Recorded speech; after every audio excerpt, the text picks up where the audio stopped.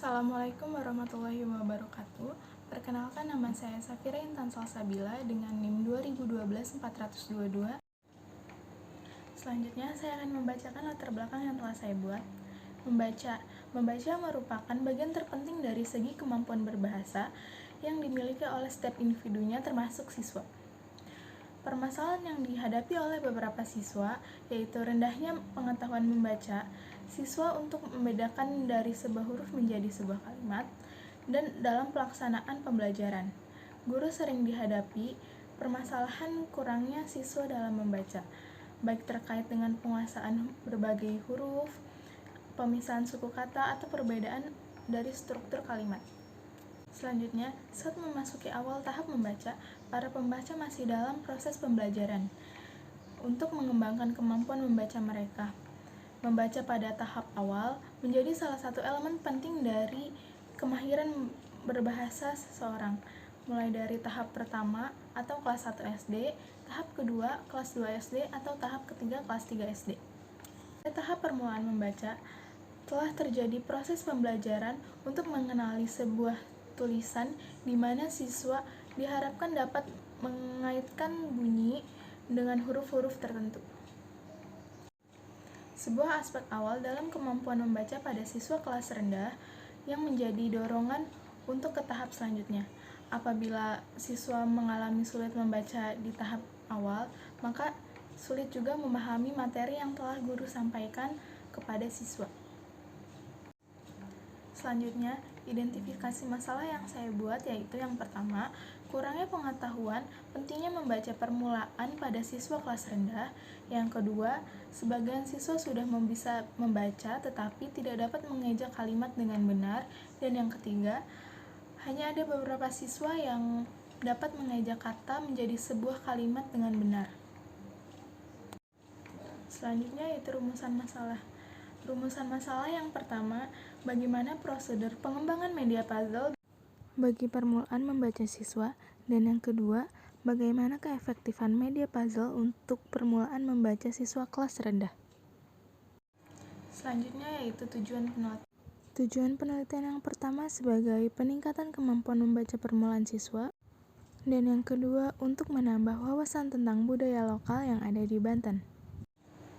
Selanjutnya yaitu manfaat penelitian. Manfaat penelitian dibagi menjadi dua, yaitu manfaat penelitian teoritis dan manfaat penelitian praktis. Manfaat penelitian teoritis yaitu memberikan referensi untuk meningkatkan keberhasilan media puzzle sebagai daya dukung untuk membaca permulaan siswa kelas rendah. Selanjutnya, manfaat penelitian praktis. Manfaat penelitian praktis dibagi menjadi 4. Yang pertama, untuk peserta didik, yaitu melatih konsentrasi dan daya ingat siswa. Yang kedua yaitu sebagai inspirasi bagi guru atau daya dukung guru dengan model pembelajaran yang baru. Yang ketiga, manfaat bagi sekolah. Manfaat bagi sekolah yaitu metode baru dan daya dukung pembelajaran. Dan yang keempat, manfaat bagi peneliti, yaitu sebagai media yang kreatif yang diterapkan untuk siswa. Selanjutnya yaitu landasan teori. Yang pertama, media pembelajaran. Dalam konteks pendidikan, peran media pembelajaran sangatlah penting. Dalam mengukur kesuksesan proses pembelajaran, kehadiran media pembelajaran langsung memiliki dampak yang signifikan atau dampak yang besar terhadap peserta didik, dengan menciptakan dinamika yang berpengaruh secara besar. Dan yang kedua adalah media puzzle. Media puzzle melibatkan dalam permainan huruf dalam membantu mengatur konsentrasi siswa, otak, dan tangan siswa. Melalui menyusun media puzzle, mereka dapat membentuk dari sebuah kata menjadi sebuah huruf.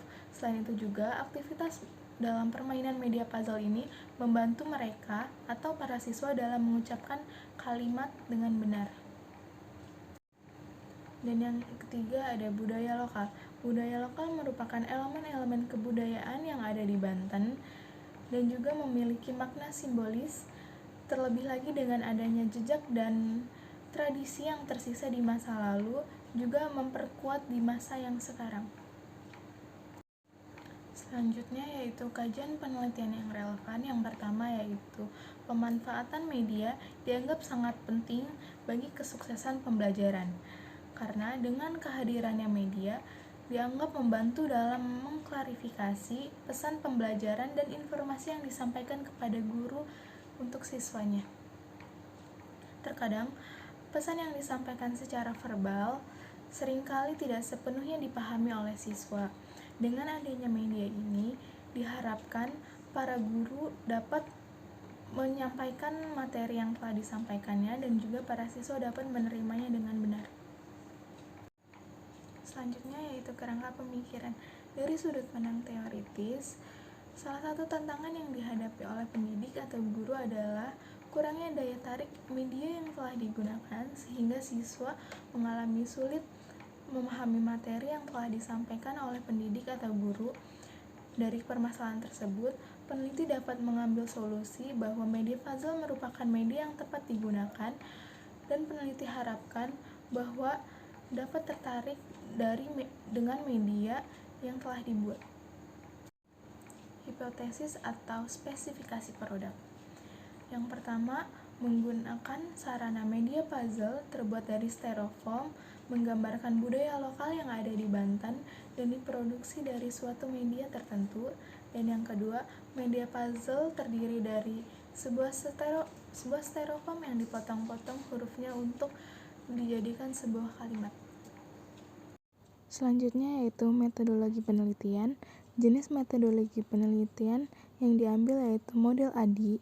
Yang pertama, analisis. Analisis merupakan analisis kebutuhan yang dilakukan untuk mengidentifikasi masalah yang ada dan menemukan solusi yang sesuai. Selanjutnya yaitu desain. Mengidentifikasi kompetensi khusus, metode pembelajaran, materi ajar, dan strategi pembelajaran. Selanjutnya yaitu development. Development membuat program dan materi pembelajaran yang digunakan dalam pembahasan pembelajaran. Selanjutnya implementation. Implementation merupakan implementasi program dari sebuah desain yang telah dibuat. Dari konsep penelitian di atas, dapat dipahami bahwa metode penelitian dan pengembangan atau R&D memainkan peran krusial dalam pengembangan seseorang peneliti, baik meningkatkan kompetensi studi maupun pasca sarjana. Yang kedua yaitu sumber penelitian dibagi menjadi dua, yaitu penelitian primer dan penelitian sekunder. Penelitian primer yang disusun peneliti diperlukan keperluan khusus dalam mengatasi permasalahan yang diselidiki, dan yang kedua yaitu penelitian sekunder. Penelitian sekunder yaitu data sebelumnya yang telah dikumpulkan untuk tujuan lain dalam mengatasi masalah tertentu. Selanjutnya yaitu pemerolehan media informasi. Yang pertama ada observasi yang dilakukan di sekolah-sekolah tertentu. Yang kedua yaitu wawancara yang dilakukan oleh peneliti dan juga guru. Dan yang ketiga adalah tes. Tes yang pertama yaitu tes yang tidak menggunakan media, dan yang tes yang kedua yaitu tes setelah pembuatan media. Mungkin itu saja penjelasan proposal yang saya buat dengan judul Pengembangan Media Puzzle Berbasis Budaya Lokal untuk Meningkatkan Kemampuan Membaca Permulaan. Cukup sekian, kurang dan lebihnya mohon maaf. Wassalamualaikum warahmatullahi wabarakatuh.